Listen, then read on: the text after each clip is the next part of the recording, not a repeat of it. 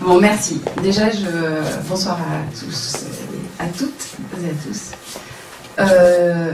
Je ne refuse jamais une invitation de l'association pour le quartier Saint-Vincent-de-Paul, parce que c'est comme ça que je souhaite avancer avec les habitants de l'arrondissement, mais aussi particulièrement sur ce projet. Donc je ne refuse jamais, mais en plus, je trouve que c'est bien de la part de votre président et de votre vice-président, sauf si ça a changé. Ça a changé. Ok, d'accord. La démarche était plutôt très bien et j'ai beaucoup apprécié que je sois invitée ce soir à participer à une partie de votre assemblée générale. Je ne sais pas comment vous voulez qu'on procède, mais je vais peut-être vous faire quelques petits mots d'introduction. Et après, je pense que l'essentiel, c'est vraiment que vous puissiez poser vos questions et qu'on puisse échanger. D'abord, je voulais aussi vous dire que M. Danon, qui est le directeur de Paris-Batignolles Aménagement, m'a gentiment proposé de m'accompagner ce soir. Je lui dis, si vous n'avez pas été invité, voilà. J'ai dit... Si, il avait reçu un mail. Bon, il avait reçu un mail, tout ça, mais j'ai dit, écoutez, pas formellement, donc pas de souci, de toute façon, on sera amené à se revoir dans cette configuration ou dans d'autres cadres. Comment vous dire D'abord, bon, ça c'est vrai que ça a été une base de discussion et puis une base aussi de validation, hein, ce schéma-là, puisqu'il nous a permis de fixer la répartition du nombre de mètres carrés entre les différents types d'usages. Et puis ça nous a permis aussi de fixer un certain nombre d'éléments qui ont été justement rappelés. La répartition des espaces verts, l'affectation quand même, parce qu'on est quasiment certain hein, et on en a discuté très souvent publiquement sur l'affectation du bâtiment Pinard en équipement public, au pluriel, le bâtiment Lepage, le Synaspic, donc ça c'est un bâtiment, c'est une forme qui n'est pas du tout contractuelle, hein. Le bâtiment, le petit pâté bleu, sera pas forcément, ça ne ressemblera pas forcément à cette forme-là, mais c'était en termes de gabarit. Et puis vous aviez en effet Robin et l'oratoire qui donc étaient gardés parce que ça faisait partie à la fois de l'avis et de la demande des habitants, de la mairie d'arrondissement, de la ville de Paris et des préconisations aussi des architectes des bâtiments de France de garder sur l'avenue, de conserver en fait les perspectives de l'avenue d'Enfer Rochereau. Ça aussi, ce qu'on a aussi entendu et retenu des discussions que nous avons eues tout au long de ces 2 années, était une demande de conserver au maximum les bâtiments existants qui représentaient un caractère de patrimoine important de l'histoire du site, de l'histoire de Paris, et aussi c'est un aspect que nous trouvions intéressant puisqu'on était dans une démarche d'écoquartier et de développement durable. C'est quand même mieux quand on garde des bâtiments, qu'on les transforme, on les projette dans de nouveaux usages, mais de les garder, ça évite des destructions, des démolitions, ça évite aussi du béton après, et ça évite un certain nombre de choses. Et puis en plus, ça apporte, ça peut apporter, en tout cas nous le verrons avec les concours d'architecture qui arriveront par la suite et auxquels vous serez associés. Ça a un intérêt du point de vue du travail des futurs architectes du quartier. Moi, je ne cesserai de répéter, et je passerai tout le temps nécessaire qu'il le faut pour, vous délivrer des messages de confiance dans le travail que nous allons faire, que nous avons commencé, que nous allons continuer à faire. Des messages de vraiment vous dire que je suis dans une très grande capacité d'écoute, d'attention, et vraiment de travail en commun, vous, nous, mairie, ensemble du quartier, l'ensemble de l'arrondissement, parce que c'est un projet qui va transformer notre arrondissement à l'échelle de notre arrondissement, et j'inclus même le 6e arrondissement, puisqu'on est frontalier. Et vous donner aussi des messages d'optimisme, c'est-à-dire que là, c'est vrai qu'on s'apprête à transformer un site vraiment particulier, unique, atypique, qui a une histoire absolument phénoménale, et qu'on s'apprête à lui donner maintenant une nouvelle vie qui va nous dépasser, qui va dépasser nos propres vies, voilà, qui va dépasser nos propres vies. Et vous dire, ben oui, c'est quand même ça, hein, c'est quand même ça. Et vous dire aussi les atouts que représentent un certain nombre de choses qui, assemblées, vont faire de ce futur quartier. Donc il faut vite... Aujourd'hui, c'est une ZAC, c'est vrai, on est rentré dans la phase de la ZAC. Mais on se projette vraiment dans un nouveau quartier de vie et un nouveau quartier de ville. Je veux vous rappeler aussi que ces 2 années, elles n'ont absolument pas servi à rien, qu'on a, je trouve, eu des moments de travail et des cadres de travail qui ont toujours été intéressants, auxquels j'ai quasiment toujours participé.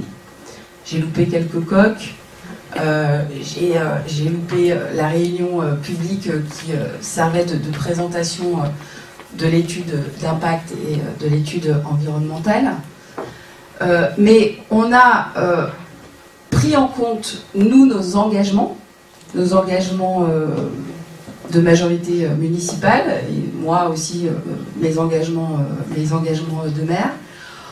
On a fait évoluer quand même en 2 ans un certain nombre de questions, parce qu'on n'est pas obtus, on n'est pas sectaire, on écoute et on sait anticiper parfois certaines choses qu'on aurait pu valider comme ça d'emblée, mais en fait on s'est rendu compte que non, il fallait peut-être réfléchir 2 minutes à quelques petites questions.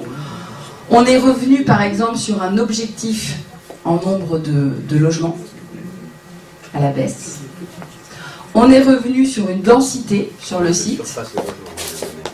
Oui, pas le nombre de logements, c'est toujours si, parce que, oui, mais on est quand même. Enfin, je peux vous dire que les premiers objectifs étaient un petit peu plus élevés. Aujourd'hui, on est sur un objectif de 600 logements. Objectif de 600 logements maximum. Et puis on est revenu sur la densité du site, c'est-à-dire que et cette densité qui était prévue aux alentours de 48 000 mètres carrés, on a descendu à 43 000 mètres carrés de livraison, voilà, exactement. Et ces mètres carrés en moins, on les a revus sur uniquement, quasiment uniquement, sur les mètres carrés prévus pour les logements.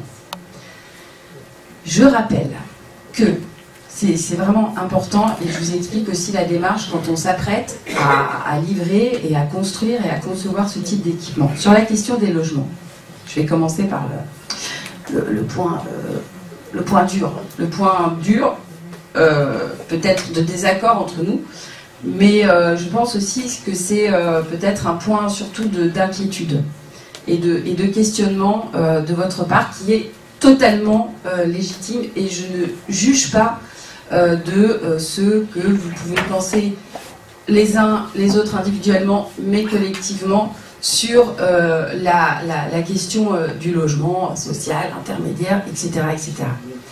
Quand on s'apprête à livrer un programme à cette échelle-là, hein, de cette ampleur-là, on s'apprête par exemple à le faire très concrètement aujourd'hui, hein, dans le sud de l'arrondissement, sur le quartier de la Porte d'Orléans. J'ai donné certainement cet exemple à ceux qui étaient là au conseil de quartier, je me souviens plus si j'en ai parlé.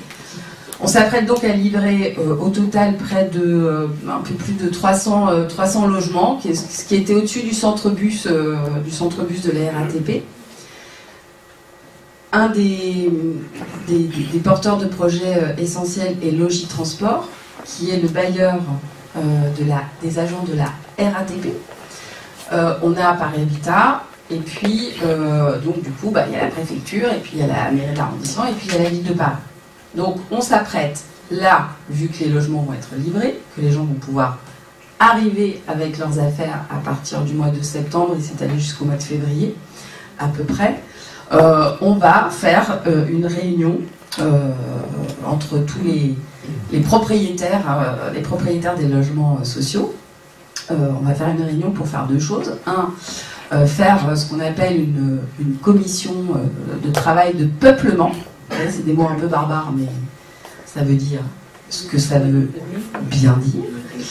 S'entendre sur c'est quoi les objectifs de ce nouveau quartier, parce que quand ça représente 2 hectares, et Saint-Vincent-de-Paul c'est 2,5 hectares. C'est pour ça que 3 hectares et demi, et à Porte d'Orléans c'est 2 hectares, 2 hectares et demi. Donc vous voyez, on est sur les mêmes, quasiment les mêmes échelles. Donc on s'apprête à faire une petite commission de peuplement où on s'entend sur quels sont les objectifs, nos objectifs partagés, ou pas, voilà, et comment on arrive à se mettre d'accord entre l'ensemble des propriétaires des logements sociaux. Et ensuite, chacun repartira dans ses commissions de désignation et d'attribution des logements. Je l'ai dit et je le redis, vous pouvez largement, un de vos représentants ou une de vos représentantes, participer à ces commissions de désignation qui vont se tenir à la mairie d'arrondissement, puisqu'on s'apprête à rendre publiques les commissions de désignation pour que vous puissiez regarder, voilà, c'est anonyme de toute façon, donc que vous puissiez regarder à qui, comment et pourquoi on attribue des logements, que ce soit des logements PLI, des logements PLS ou des logements, c'est tout d'ailleurs, ou les logements intermédiaires, c'est autre chose, c'est du locatif intermédiaire, soit privé, soit en lien avec...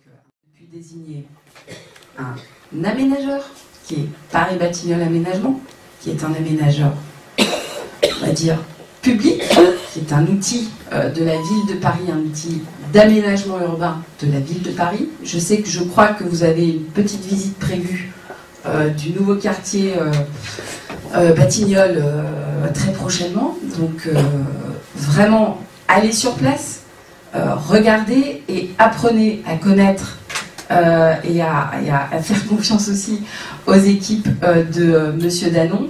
Ce sont des gens assez formidables, assez expérimentés et extrêmement pointus, et ils portent sur ce quartier une ambition vraiment très très haute en termes de qualité que bien évidemment nous partageons. C'est pour ça que nous l'avons choisi. Et il va très prochainement retenir 2 prestataires qui vont travailler avec les équipes de la ville et les équipes de Paris Batignolles, bien évidemment, les équipes de la ville, mais aussi avec vous très concrètement, en plus de l'équipe Beltrando, qui nous accompagne, qui va continuer de nous accompagner sur l'ensemble de l'opération. 2 prestataires vont arriver, 2 équipes pluridisciplinaires vont arriver pour amorcer le travail très concret de définition, vous voyez, des lots, des tels types d'équipements, les logements, pourquoi, les formes, les espaces verts, les usages, etc. etc. 2 équipes sur une équipe pluridisciplinaire qui va travailler sur un écoquartier. Ça veut dire quoi en 2017, quand on conçoit, quand on va rédiger le cahier des charges des lots, et surtout ça veut dire quoi quand les gens vont y habiter, et quand les gens vont y habiter dans 20 ans ou dans 30 ans. Et puis une équipe aussi qui va nous faire des préconisations à nous, d'abord les élus, mais aussi en lien avec vous, alors vous, associations, conseils de quartier et l'ensemble des personnes qui souhaitent participer au travail de concertation qui va à nouveau débuter à partir dans les prochaines j'allais dire les prochaines semaines, mais comme M. Schlumberger note peut-être les prochains mois, voilà. Mais en tout cas sur la méthode de concertation et de co-construction des différents cahiers des charges qui vont être écrits à un moment donné pour chacun des lots, mais aussi sur la manière dont on va ensuite retenir ensemble les architectes, etc., pour chacun des lots. Voilà.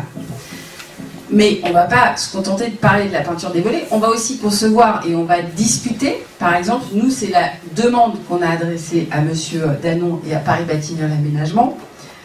Quand ces deux bâtiments-là, Petit et Chaufferie,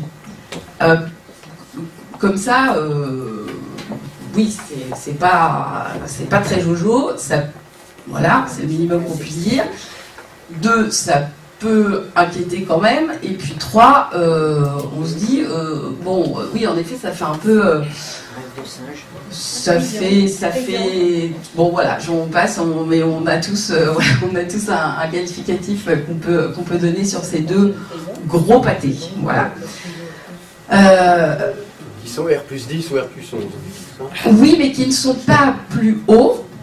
On a tous le même repère, comme un phare dans un port. Vous voyez la cheminée. La cheminée. Tout bâtiment, soit surélevé comme le long, soit nouveau bâtiment, ne dépassera pas la cheminée. Sera largement en dessous, ne dépassera pas la cheminée. La cheminée, si je peux dire, franchement, c'est pas le sujet, à mon avis, essentiel qui doit nous préoccuper, puisque... Mais non.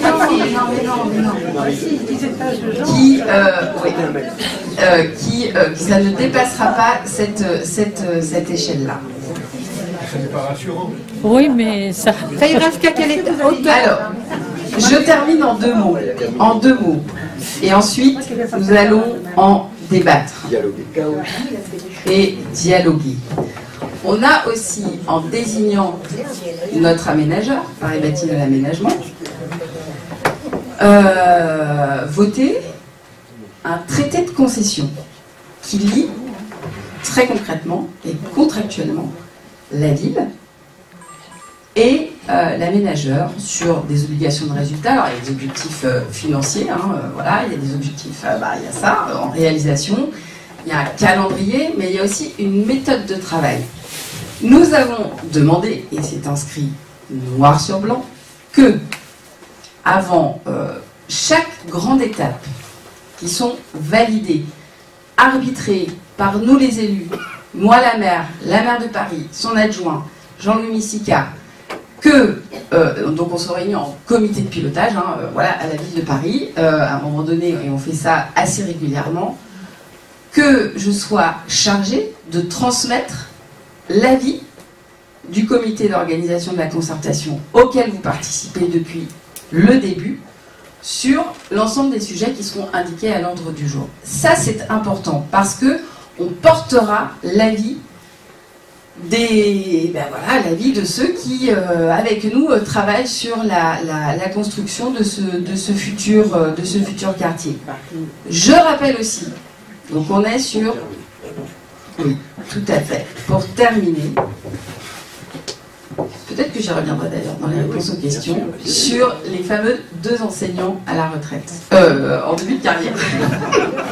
Je connais des enseignants en milieu de carrière et des enseignants en fin de carrière qui sont toujours dans des logements sociaux de la ville de Paris, dans le 14e arrondissement, et qui, je vous rassure, ne payent absolument pas aucun surloyer et qui rentrent totalement dans les critères. Et que nous avons un accord aussi avec la PHP, ne l'oubliez aussi jamais, un accord avec la PHP, puisque c'est un ancien site qui appartenait à la PHP, pour aussi permettre, pour un certain nombre de logements, des logements réservés au personnel hospitalier de la PHP. Et maintenant, je vous écoute Voilà. et je ne partirai pas sans avoir répondu à chacune de vos questions. Bon, merci. Déjà, bonsoir à tous, à toutes et à tous. Je ne refuse jamais une invitation de l'association pour le quartier Saint-Vincent-de-Paul, parce que c'est comme ça que je souhaite avancer avec les habitants de l'arrondissement, mais aussi particulièrement sur ce projet. Donc je ne refuse jamais, mais en plus, je trouve que c'est bien de la part de votre président et de votre vice-président, sauf si ça a changé. Ça a changé. Ok, d'accord. La démarche était plutôt très bien et j'ai beaucoup apprécié que je sois invitée ce soir à participer à une partie de votre assemblée générale. Je ne sais pas comment vous voulez qu'on procède, mais je vais peut-être vous faire quelques petits mots d'introduction. Et après, je pense que l'essentiel, c'est vraiment que vous puissiez poser vos questions et qu'on puisse échanger. D'abord, je voulais aussi vous dire que M. Danon, qui est le directeur de Paris-Batignolles Aménagement, m'a gentiment proposé de m'accompagner ce soir. Je lui ai dit, si vous n'avez pas été invité voilà. J'ai dit... Si, il avait reçu un mail. Bon, il avait reçu un mail, tout ça, mais j'ai dit, écoutez, pas formellement, donc pas de souci, de toute façon, on sera amené à se revoir dans cette configuration ou dans d'autres cadres. Comment vous dire D'abord, bon, ça c'est vrai que ça a été une base de discussion et puis une base aussi de validation, hein, ce schéma-là, puisqu'il nous a permis de fixer la répartition du nombre de mètres carrés entre les différents types d'usages. Et puis ça nous a permis aussi de fixer un certain nombre d'éléments qui ont été justement rappelés. La répartition des espaces verts, l'affectation quand même, parce qu'on est quasiment certain et on en a discuté très souvent publiquement sur l'affectation du bâtiment Pinard en équipement public, au pluriel, le bâtiment Lepage, le Synaspic, donc ça c'est un bâtiment, c'est une forme qui n'est pas du tout contractuelle, hein. Le bâtiment, le petit pâté bleu, sera pas forcément, ça ne ressemblera pas forcément à cette forme-là, mais c'était en termes de gabarit. Et puis vous aviez en effet Robin et l'oratoire qui donc étaient gardés parce que ça faisait partie à la fois de l'avis et de la demande des habitants, de la mairie d'arrondissement, de la ville de Paris et des préconisations aussi des architectes des bâtiments de France de garder sur l'avenue, de conserver en fait les perspectives de l'avenue d'Enfer Rochereau.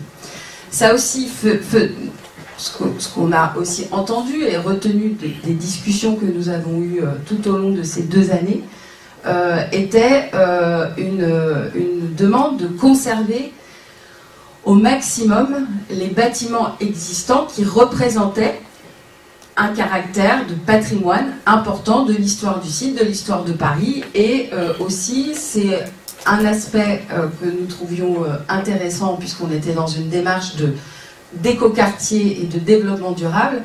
C'est quand même mieux quand on garde des bâtiments, qu'on les transforme, on les projette dans de nouveaux usages, mais de les garder, ça évite des destructions, des démolitions, ça évite aussi du béton après, et ça évite un certain nombre de choses. Et puis en plus, ça apporte, ça peut apporter, en tout cas nous le verrons avec les concours d'architecture qui arriveront par la suite et auxquels vous serez associés. Ça a un intérêt du point de vue du travail des futurs architectes du quartier. Moi, je ne cesserai de répéter, et je passerai tout le temps nécessaire qu'il le faut pour vous délivrer des messages de confiance dans le travail que nous allons faire, que nous avons commencé, que nous allons continuer à faire. des messages de vraiment vous dire que je suis dans une très grande capacité d'écoute, d'attention et vraiment de travail en commun, vous, nous, mairie, ensemble du quartier, l'ensemble de l'arrondissement, parce que c'est un projet qui va transformer notre arrondissement à l'échelle de notre arrondissement, et j'inclus même le 6e arrondissement, puisqu'on est frontalier. Et vous donner aussi des messages d'optimisme, c'est-à-dire que là, c'est vrai qu'on s'apprête à transformer un site vraiment particulier, unique, atypique, qui a une histoire absolument phénoménale, et qu'on s'apprête à lui donner maintenant une nouvelle vie qui va nous dépasser, qui va dépasser nos propres vies, voilà, qui va dépasser nos propres vies. Et vous dire, ben oui, c'est quand même ça, hein, c'est quand même ça. Et vous dire aussi les atouts que représentent un certain nombre de choses qui, assemblées, vont faire de ce futur quartier. Donc il faut vite... Aujourd'hui, c'est une ZAC, c'est vrai, on est rentré dans la phase de la ZAC. Mais on se projette vraiment dans un nouveau quartier de vie et un nouveau quartier de ville.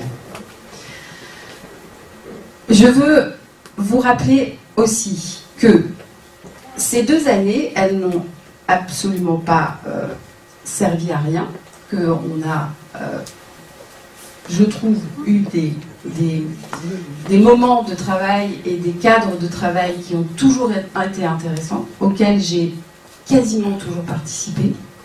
J'ai loupé quelques coques, j'ai loupé la réunion publique qui servait de présentation de l'étude d'impact et de l'étude environnementale. Mais on a pris en compte, nous, nos engagements de majorité municipale, et moi aussi mes engagements de maire. On a fait évoluer quand même en 2 ans un certain nombre de questions, parce qu'on n'est pas obtus, on n'est pas sectaire, on écoute et on sait anticiper parfois certaines choses qu'on aurait pu valider comme ça d'emblée, mais en fait on s'est rendu compte que non, il fallait peut-être réfléchir 2 minutes à quelques petites questions. On est revenu par exemple sur un objectif en nombre de logements à la baisse. On est revenu sur une densité sur le site. Oui, pas le nombre de logements, c'est toujours si, parce que, oui, mais on est quand même. Enfin, je peux vous dire que les premiers objectifs étaient un petit peu plus élevés. Aujourd'hui, on est sur un objectif de 600 logements. Objectif de 600 logements maximum. Et puis on est revenu sur la densité du site, c'est-à-dire que et cette densité qui était prévue aux alentours de 48 000 mètres carrés, on a descendu à 43 000 mètres carrés de livraison, voilà, exactement. Et ces mètres carrés en moins, on les a revus sur uniquement, quasiment uniquement, sur les mètres carrés prévus pour les logements. Je rappelle que c'est vraiment important, et je vous explique aussi la démarche quand on s'apprête à livrer et à construire et à concevoir ce type d'équipement. Sur la question des logements, je vais commencer par le point dur. Le point dur, peut-être de désaccord entre nous, mais je pense aussi que c'est peut-être un point surtout d'inquiétude et de questionnement de votre part qui est totalement légitime, et je ne juge pas de ce que vous pouvez penser les uns les autres individuellement mais collectivement sur la question du logement social, intermédiaire, etc., etc. Quand on s'apprête à livrer un programme à cette échelle-là, hein, de cette ampleur-là, on s'apprête par exemple à le faire très concrètement aujourd'hui, hein, dans le sud de l'arrondissement, sur le quartier de la Porte d'Orléans. J'ai donné certainement cet exemple à ceux qui étaient là au conseil de quartier, je me souviens plus si j'en ai parlé. On s'apprête donc à livrer au total près de un peu plus de 300 logements, ce qui était au-dessus du centre-bus de la RATP. Un des porteurs de projets essentiels est Logis Transport, qui est le bailleur des agents de la RATP.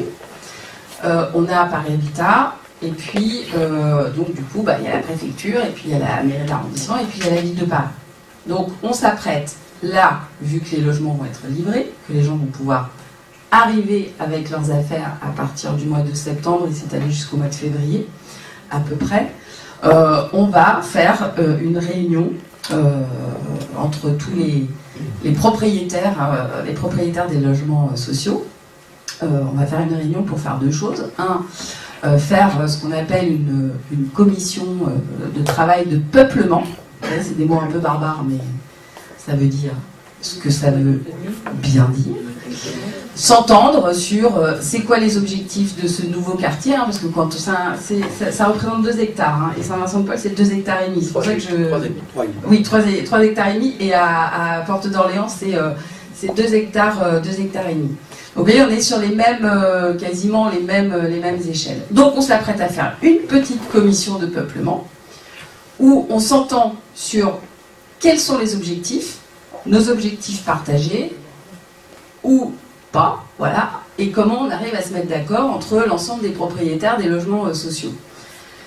Et ensuite, chacun repartira dans ces commissions de désignation et d'attribution des logements.